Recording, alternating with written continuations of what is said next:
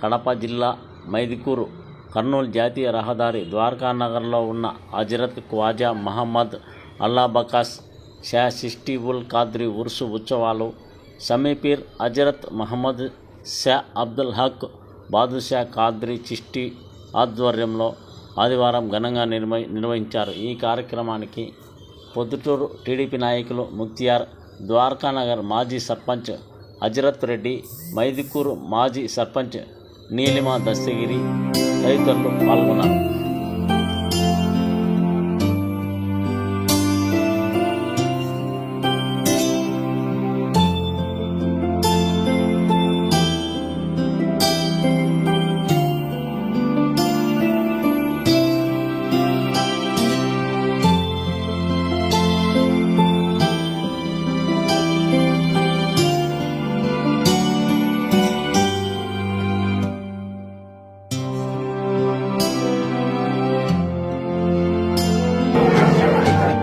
Proddatur Telugu Desam party నాయకులు ముక్తియార్ ఈ కార్యక్రమానికి హాజరయ్యారు. దర్గా పీఠాధిపతి సమీపీర్ ఆధ్వర్యంలో భక్తాదులకు అన్నదాన కార్యక్రమాన్ని ఏర్పాటు చేశారు.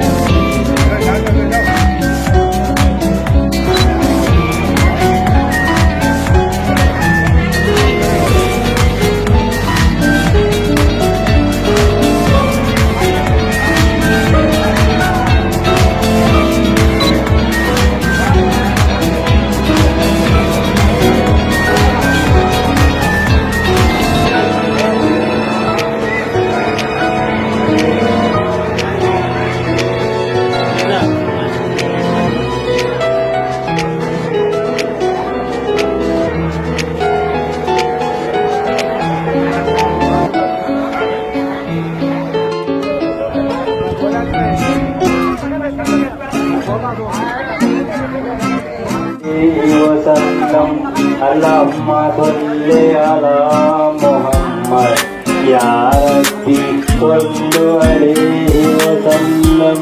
नारे तकबीर, नारे तकबीर, नारे रिसालत, नारे रिसालत।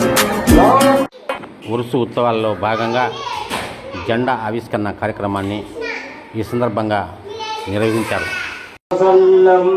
అల్లాహుమ్మా సల్లి అలా ముహమ్మద్ యా. పీఠాధిపతి సమీపీర్ ఈ సందర్భంగా మీడియాతో మాట్లాడుతూ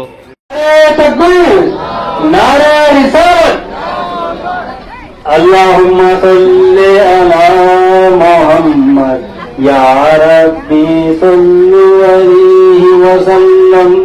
అల్లాహుమ్మా సల్లి అలా ముహమ్మద్ యా రబ్బీ సల్లు అలైహి వసల్లం. అల్లాహుమ్మా. రెండు గుండెకాయలు, మూడు ఏమీలే, నాలుగు కళ్ళు ఏమీలే, ఆడ ఏముంటాయో బాడీలో మీకు ఇక్కడ అదే ఉన్నాయి. మీకు అతనికి తేడా అయిపోయారు.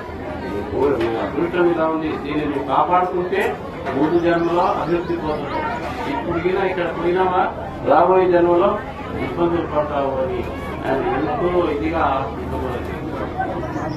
కాబట్టి ఈ కార్యక్రమంకి హాజరైన పెద్దలకు మా అన్న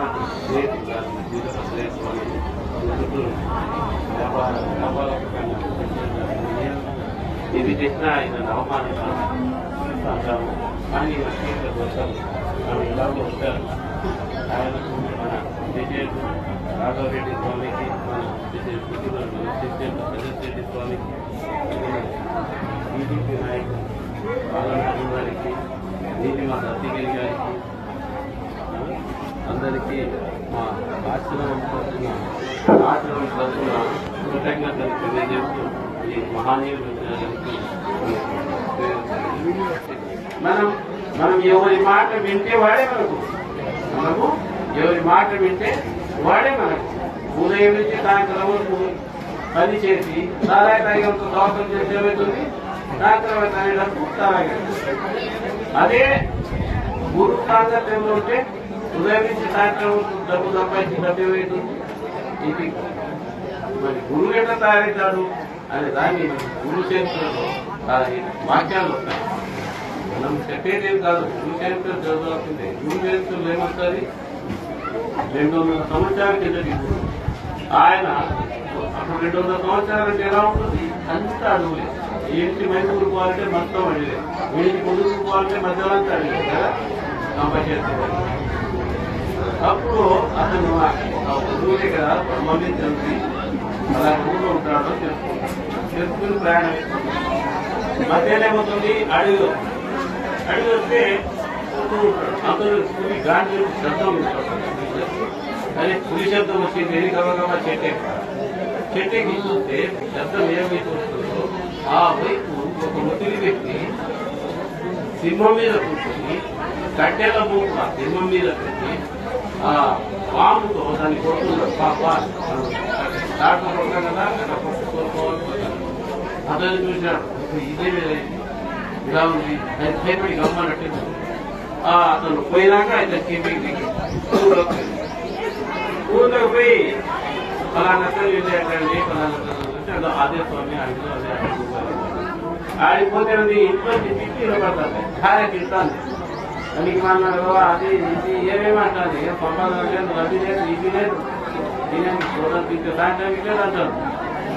ఇద్దరు నేను తొందరపడి ఇస్తున్నానేమో, ఇది కాదేమో గురువు ఇల్లు అని ఏదికి పోవాలని చూస్తాడు.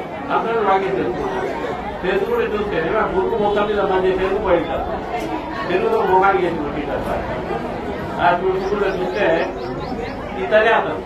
ఎవరు అతను, సింహం పైన కూర్చొని చూడు, అతనే అతను ఆశ్చర్యపోతాడు. ఇదేంటి స్వామి, మీరు అలా చూస్తే సింహం మీద కూర్చుంటే, ఈడ చూస్తే భార్యతో మాటలు పడుతుంటారు. అంటే ఇక్కడ భార్యతో సహనం వహించినందుకే నాకు ఆ బదులు ఇచ్చింది. కాబట్టి మనం సహనం వహిస్తే అన్ని వస్తువులు మన కాడని అన్ని వస్తువులు మనం ఇంకోలను కలిసి ఎక్కువగా మనం కలిసి ఏమి తేడా, ఏమైనా తేడా ఉంటుంది కాదు. కాబట్టి అది ఇంకా మనం ఉదురు కొట్టామంటే అది ఎక్కువ ముందుగానే ఉంటుంది. దిక్కేస్తే తోగా ఉంటారు, అవునా కాదు. కాబట్టి మంచిగా అనేది మనం వాడు కోపపడిన ఇదిగా ఉన్నా మనం మంచిది మనం చూపిస్తే అతను కూడా మంచి భావన కలుగుతుంది. ప్రపంచంలో మంచి అనేది వ్యాప్తి చెందుతుంది. అలా కాకుండా మనము ఇదిగా ఉంటే అన్ని రకాలుగా ఇబ్బందులు. మనము దైవ గుణాలతో అలంకృతం కావాలి. దైవ గుణాలు ప్రేమ, దయ, కరుణ, జాలి, ఇవి దైవ గుణాలు. ఈ గుణాలలో ఉండాలి.